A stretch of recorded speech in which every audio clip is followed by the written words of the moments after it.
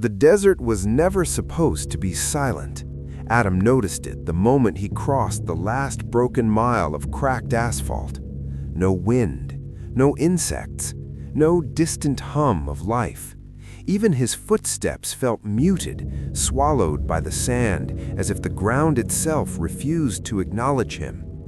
He stopped the car when the engine began to sputter, not out of fear, but instinct. Something in the air pressed against his chest, heavy and invisible, like a held breath that had been waiting far too long to be released. The city stood before him. It should not have been there. Ancient stone towers rose from the sand like the ribs of a buried giant, their surfaces carved with symbols that hurt to look at for too long. Streets stretched inward, perfectly intact, untouched by erosion, untouched by time. No lights, no movement, and yet it felt occupied. Adam stepped out of the car. The heat vanished instantly, not replaced by cold, but by something worse. A stillness so absolute it made his ears ring. He checked his phone. No signal. The compass app spun wildly, unable to settle on any direction. Even the sun above seemed dimmer here, filtered through a haze that didn't exist beyond the city's invisible boundary. He had chased myths before, forgotten temples, dead languages, cult remnants buried beneath centuries of lies. But this wasn't archaeology. This was intrusion. The first whisper reached him as he crossed into the city proper. Not a voice, not sound, a sensation, like a thought that wasn't his own brushing against his mind and retreating just as quickly. He froze, heart pounding, scanning the empty street. Stone buildings lined both sides, their doorways dark, their windows hollow like empty eye sockets. He swallowed and moved forward. Each step echoed wrong, sometimes louder than it should have been, sometimes not at all. Shadows clung to the corners of buildings, refusing to behave like shadows. They stretched upward, sideways, against the logic of the setting sun. Adam told himself it was exhaustion, dehydration, fear playing tricks on a mind trained to see meaning where none existed. Then he saw the figures. At first, he thought they were statues, pale shapes standing at the far end of the street, half obscured by distance and dust. Human in outline, but unfinished. As he took another step, they shifted, not walking, watching. Their faces were smooth, no eyes, no mouths, no features at all, just blank stone where identity should have been. When Adam blinked, they were closer. He backed away instinctively. The whisper returned, clearer now. "You remember us." "I've never been here," he said aloud, his voice cracking against the silence. The city answered by breathing. Walls groaned softly, like wood settling in an old house. The ground beneath his boots pulsed once, subtly, as if something massive had shifted beneath the streets. Adam ran. Not blindly, but with purpose, toward the central plaza, toward the towering structure that dominated the skyline, a temple carved from black stone, its surface etched with symbols older than language itself. He recognized fragments of them from forbidden texts, references to watchers, binders, entities that existed before myth had names. As he reached the plaza, the temperature dropped again. Figures stood everywhere now, dozens, hundreds. They did not block his path. They did not attack.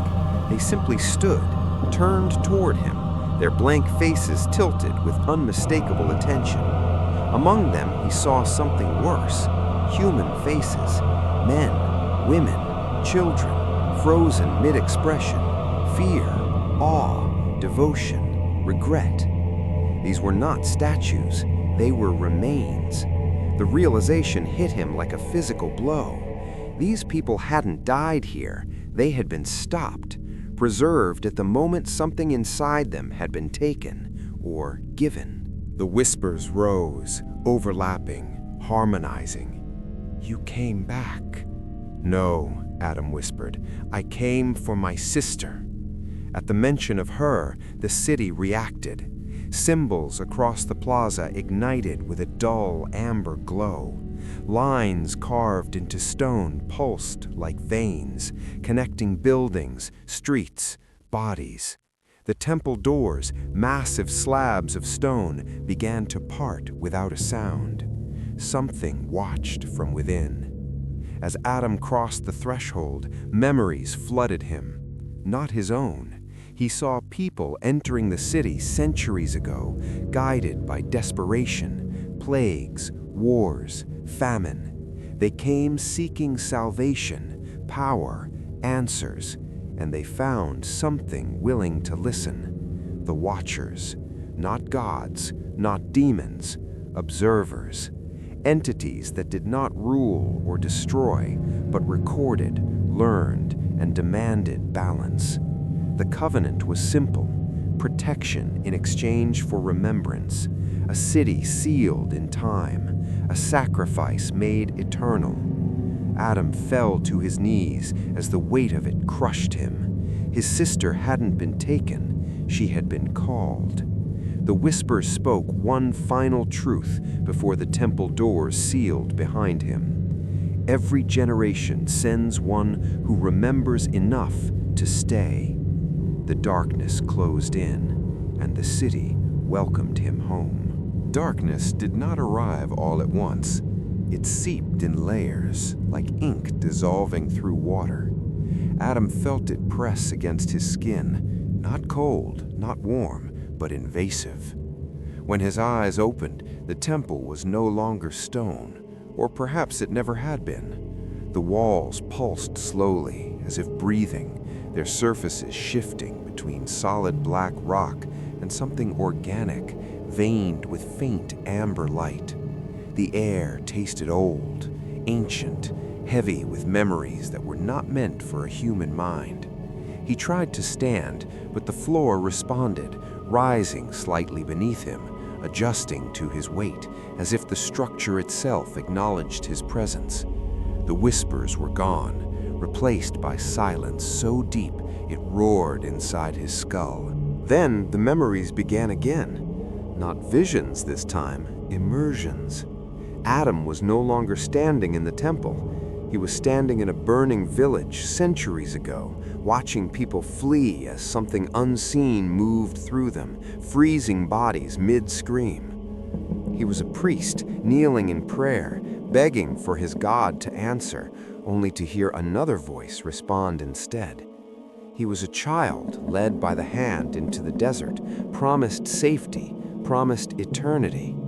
Each memory folded into the next, compressing time until it lost meaning. Adam screamed, clutching his head, but the sound never left his throat. The temple absorbed it. A shape formed ahead of him, not suddenly, carefully, as if assembled from thought rather than matter. Tall, indistinct, its edges shimmered, unable to fully decide on a form. Within it, countless eyes opened and closed, never focusing on the same point for more than a heartbeat. When it spoke, it did not use sound. Its presence carved meaning directly into Adam's consciousness. "You are late." Adam staggered back. "Where is she?" he demanded. "What did you do to my sister?" The entity did not move, yet the distance between them vanished. "She stands where you once stood." The words struck deeper than fear. "That's not possible," Adam whispered. The air rippled.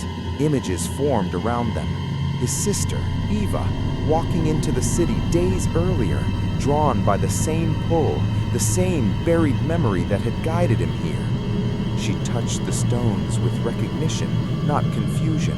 She belonged faster than he had. "You were both marked," the Watcher conveyed. "Blood remembers what minds forget." Adam understood then. Their family, generations of silence, of disappearances no one questioned hard enough. They had always sent one back. The Watcher shifted, its form expanding to fill the chamber. The city exists to contain us. We exist to observe you. Balance must be maintained. Adam felt pressure build in his chest, like grief compressed into something sharp and lethal. "You're parasites," he spat. A ripple of something like amusement passed through the entity. "You built us. When the first humans learned fear, we learned form. When you begged the dark for answers, we answered. The city did not imprison us. It protects the world from what remembrance would do to it." The walls began to open, revealing the city beyond, but changed. Streets overlapped, stacked upon themselves like fractured reflections. Thousands of figures moved now, no longer frozen. They walked slowly, aimlessly, repeating the same paths over and over, souls caught in an eternal loop of offering and observation. Adam felt the weight of them all, their despair, their devotion, their surrender. "Let her go," he said, his voice breaking. "Take me instead." The watcher paused. Time bent. A calculation occurred. "She has already begun to remember too much. If released, she will carry us with her. The world beyond is not ready." Adam understood the choice without it being spoken. One stays, one leaves, balance preserved. He felt something unlock inside him then, not courage, but defiance sharpened by love. The memories flooding him weren't just burdens, they were patterns, rules, weaknesses. The Watchers did not rule reality, they depended on structure, on cycles, on repetition.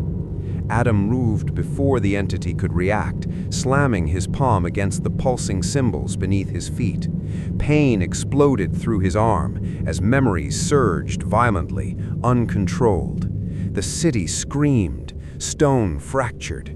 The sky above the temple split open, revealing not stars, but layers of watching eyes recoiling in confusion.